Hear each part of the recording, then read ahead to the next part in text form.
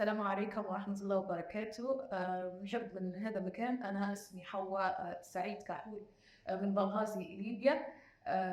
سمعت عن السمعة الطيبة للدكتور أحمد شنقار، وجيت نزلت مخصوص الإسكندرية، ودرت العملية عنده يوم 2/9. كنت لما قبل ما أخش العملية كنت خايفة جامد زي ما يقولوا المصرية.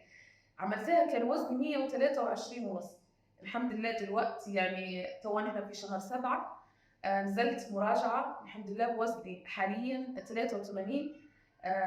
ننصح أنا ندم على كل يوم أجلت إني أنا ما عملتش فيه العملية، وأنصح أي حد إنه يتوكل على الله ويعملها، لأن الحياة بعد العملية حياة تانية خالص زي ما يقولوا. الحمد لله.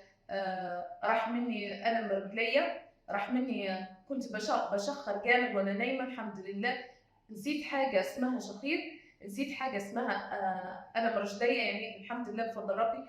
حركتي راحت سريعة، حركتي يعني خفيفة كده وسريعة.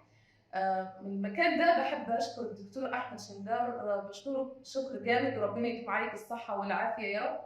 وأنصح أي حد إنه يتوكل على الله ويعمل عملية مع الدكتور أحمد شنقار. لو يرجع بيا الزمن كنت هعملها مرتين وثلاثة وأربعة، وأي حد هيعمل عملية مش هيندم خالص.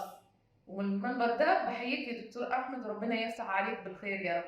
أي حد متردد وعاوز يعمل عملية بقول له توكل على الله، بتوكل.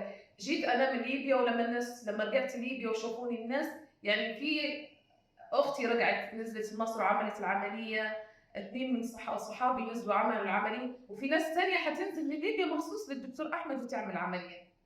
فبقول لك ربنا يفتح عليك بالخير يا رب. توكلوا على الله يا حبابنا واصحابنا، وما فيهاش ندامه خالص. يعني من وزني 123، ورغم اني بلخبط شويه لكن الحمد لله الوزن 83 في 10 شهور واقل يعني، وان شاء الله قريبا يعني ما خلصش السنه الا وانا واصله للمثال باذن الله. بارك الله فيك. تحياتي للجميع.